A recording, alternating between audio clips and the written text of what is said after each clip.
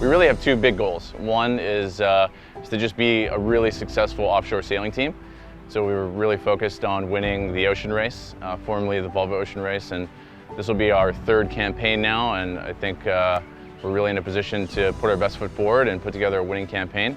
But we also want to use that opportunity to demonstrate that you can be so much more than just a professional sports team, that you can lead by example, and we want to do that in the environmental space, particularly around ocean health issues. I started to see this change happen to the oceans and the lakes and rivers. It happens everywhere, but in particular the oceans, for my case, with an enormous amount of pollution being visible. Realizing that this is a problem that is very hard to address, and realizing it's the problem that no one really owns.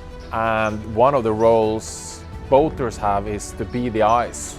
Now we're living in a changed environment, which is great, and Navico wants to be in the front of that change. We truly believe that we can make a difference.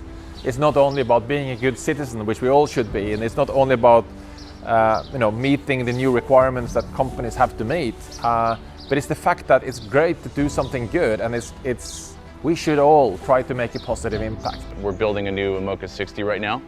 Building a boat is not the most environmentally friendly process at the moment. There's a lot that can be improved on in the marine industry. So we're taking a deep dive into all of the different components that go into that, and we're going to be publishing our findings to the wider community and hope that we can start to move the needle and shift the way that things are done a little bit.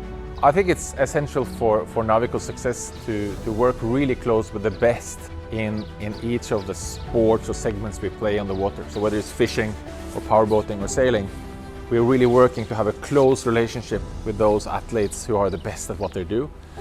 Not only because they're good at it, but also because they spend so many hours doing it. So when we work with the sailors who race offshore around the world, I mean, these sailors in a 9-month race, they spend more hours in that race in front of electronics than any other boat owner will spend his or her whole life in front of those screens.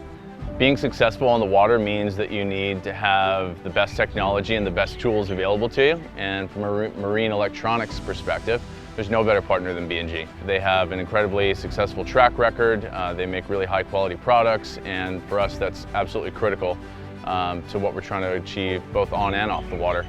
The interaction between our R&D team and the sailors is absolutely essential. One of the things that's fundamental to our team is aligning ourselves with like-minded people, and that's not just internally but also externally with the various partners and suppliers that we work with.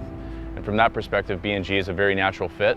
They have an incredibly strong commitment to technology and innovation, but also sustainability and being aware of their impact. So we're really looking forward to this journey with them. The shared values are really important. And with 11th Hour, it's a partner that shares a lot of the same ambitions when it comes to sustainability.